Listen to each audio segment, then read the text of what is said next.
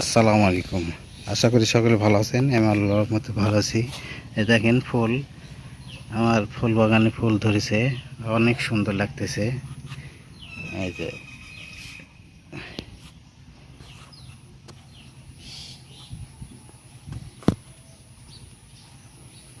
এই যে ফুল সাদা এবং লাল দুটাই আছে।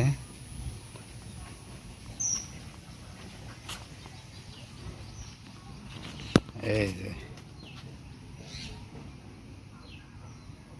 এটি সব ধরনের ফুল গাছ আছে।